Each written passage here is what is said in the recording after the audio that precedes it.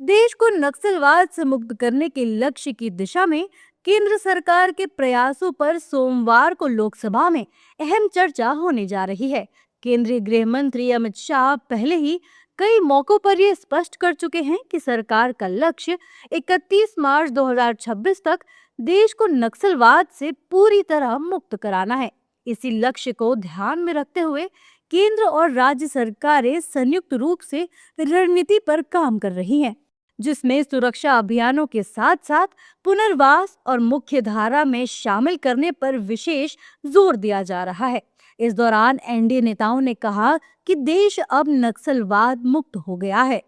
मैं माननीय प्रधानमंत्री जी का और माननीय गृह मंत्री जी का विशेष तौर पे दिल से आभार व्यक्त करना चाहता हूं, जिनकी नीतियों की वजह से देश में अमन चैन बहाल हुआ।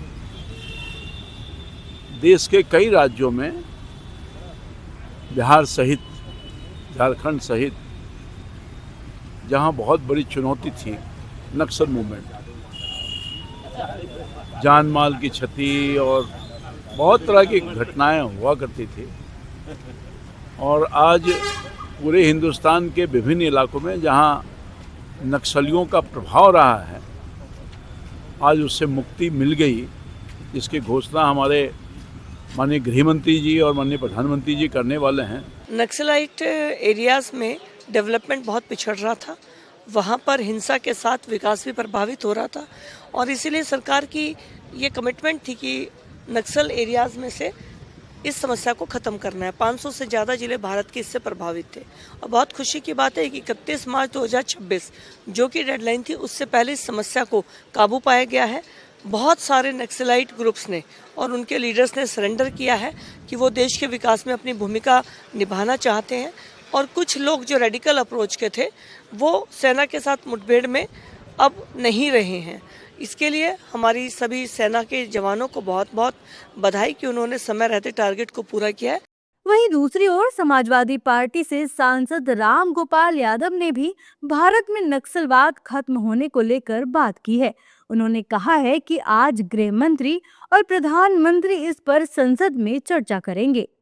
जो नक्सलिज्म के खिलाफ अपनी जान दे रहे हैं पैरामिलिट्री फोर्सेस के लोग, उनके पक्ष में सुप्रीम कोर्ट ने जो ऑर्डर किया उसको नलीफाई करने के लिए आज माननीय गृह मंत्री जी पास कराएंगे बिल राज्यसभा में। ये एक समय सीमा देखिए हर चीज़ की होती है।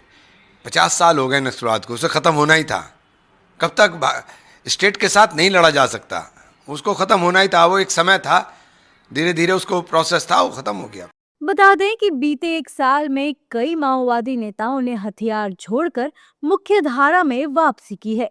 वहीं केंद्र सरकार का दावा है कि पिछले 10 वर्षों में नक्सली हिंसा में 70% से अधिक की कमी आई है, और प्रमुख माओवादी नेताओं के आत्मसमर्पण व कड़े ऑपरेशन के बाद देश नक्सलवाद से मुक्ति की ओर बढ़ रहा है।